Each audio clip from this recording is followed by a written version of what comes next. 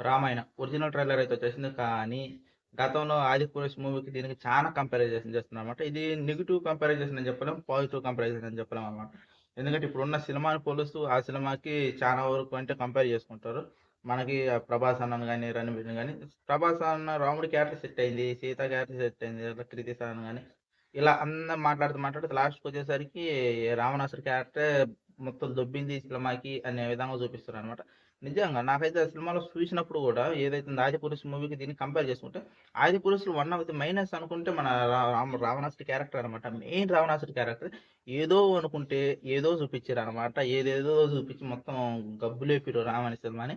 ఇప్పుడు మనం చూసుకుంటే ఇప్పుడు 'రణబీర్ కపూర్' నుంచి వస్తున్న రావణ సినిమా ఈ సినిమాలు నిజంగానే రాముల వారి క్యారెక్టర్ గాని, సీతాదేవి క్యారెక్టర్ గాని చాలా బాగా చూపించారు. దీంతో పాటు స్పెషల్‌గా రావణుడి క్యారెక్టర్ ఏదైతే మనం 'ఆదిపురుష్'లో మిస్ అయినామో దాన్ని దీంట్లో చాలా బాగా చూపించారు.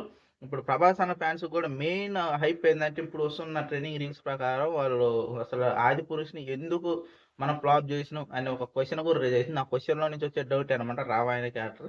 ఆ సినిమాలో ఏదైతే రామాయణ క్యారెక్టర్ తీసుకుర్రో అది వన్ ఆఫ్ ది మైనస్ అనమాట. సినిమాకి one of the most minus character అది. మన మత గ్రంథాలు అయితే తీసుకున్న కొన్ని ఏదైతే క్యారెక్టర్స్ ఉంటాయి వాటిని అలాగే చూపించాలి. కొన్ని సినిమాకు అంటే కొన్ని మార్పులు చేర్పులు అంటే క్యారెక్టర్స్ ఏవైతుంటే వాటిని చూపించే విధానం అనమాట. ఎక్కడో కొంచెం బెడిసి కూడా అది మన 'ఆదిపురుష్'లో మనం డెఫినెట్‌గా చూస్తామనమాట. బెడిసి కొట్టినా కూడా మనకేంటంటే దాని పరిణామం చాలా తీవ్రంగా ఉంటది. ఎన్ని వందల కోట్లు పెట్టినా దాని పరిణామం చాలా తీవ్రంగా ఉంటది. ఇక్కడ 'నితేష్ తివారీ' గారు చాలా జాగ్రత్తగా అందరిని చూపించే విధానం రాముల వారిని గాని, లక్ష్మణులు గాని, సీతాదేవిని గాని, రావణాసురుడు గాని వీళ్ళందరిని బాగా చూపించిండ్రు. మనకి మైనస్ ఏందంటే ట్రైలర్‌లో హనుమంతుల వారు లేకపోవడం అనమాట. నాకు తెలిసినంత వరకైతే హనుమంతుల వారు ఈ సినిమాలో క్లైమాక్స్ దాకా రారనుకుంటున్నాను నేనైతే. క్లైమాక్స్ ఒక 20 మినిట్స్ ముందు గాని, లేకపోతే క్లైమాక్స్‌లో మన సీతాదేవిని ఎత్తుకుపోయినప్పుడు ఇంగప్పుడు మన రాముల వారి ఎంట్రీ ఇవ్వటం గాని, ఏదైనా అంటే ఇంటర్వెల్‌లో గాని, లేకపోతే నాకు తెలిసి మెయిన్‌గా క్లైమాక్స్ ఒక 20 మినిట్స్ ముందు గాని క్లైమాక్స్ హనుమంతుల వారు వస్తారు. ఆ తర్వాత పార్ట్ 2 అని మనకి ఏదైతే రివీల్ చేయబోతారో అదే ఉంటదనమాట. నాకు తెలిసి అదే అని నేను అనుకుంటున్నా. ఇగ 'నితీష్ తివారీ' కూడా అన్నాడనమాట. ఏదో క్లైమాక్స్ కూడా ఒక మనకి ఎలా అంటే 'బాహుబలి' చూసినాం. ఆ రేంజ్‌లో క్లైమాక్స్ ఉంటదని అలా మాట్లాడారు. నాకు తెలిసి అదే అనుకుంటున్నా నేనైతే. మన హనుమంతుల వారు క్లైమాక్స్ 20 మినిట్స్ ఉంది గానీ, క్లైమాక్స్‌లో గాని రాముల వారు చూపిచ్చేదే మనకు మోస్ట్ హైప్ అనమాట. మనకి రామాయణం తెలుసుకుంటే రాముల వారు ఎంతనో, హనుమంతుల వారిని కూడా అంటే వీళ్ళిద్దరు బాండింగ్ అనమాట. మనకి ఈ ఈ వీళ్ళిద్దరు బాండింగ్ మెయిన్ అయిందటనమాట.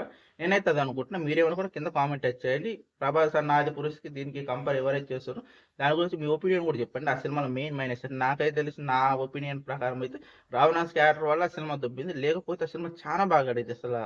రాములు వారిని మన మనసు ఒక విధంగా అనుకుంటాం అనమాట. అలాంటిది వాళ్ళు 'ఆదిపురుష్' అని ఒక సినిమా అనౌన్స్ చేసి, 'ప్రభాస్' అన్న లుక్ రివీల్ చేసి, ఆ తర్వాత ఏందంటే ఇంత హైప్ ఇచ్చినాక బొమ్మల సినిమా అని చెప్పి సగం బొమ్మల సినిమా అని చెప్పి అదే అది కూడా టీజర్ ఫస్ట్ వచ్చి తర్వాత అది ఇది అని చెప్పి మళ్ళీ వేరేలాగా వచ్చింది. అయినా కూడా ఫలితం కానీ వీళ్ళు తప్పు నుంచి నేర్చుకుంటారు అయితే రామాయణం తప్పు నుంచి నేర్చుకుంటారు అయితే మనం అనుకోవచ్చు. డెఫినెట్‌గా మళ్ళీ చెప్తాను. కామెంట్ అయితే మటుకు చేయండి. అసలు ఆ 'ఆదిపురుష్'కి, రామాయణానికి పెద్ద మీరు అబ్జర్వ్ చేసిన డీటెయిల్స్ ఏంటి? మీకు అనిపించిన డీటెయిల్స్ అంటే 'ప్రభాస్' ఫ్యాన్స్ అంటే డెఫినెట్‌గా కామెంట్ చేయండి.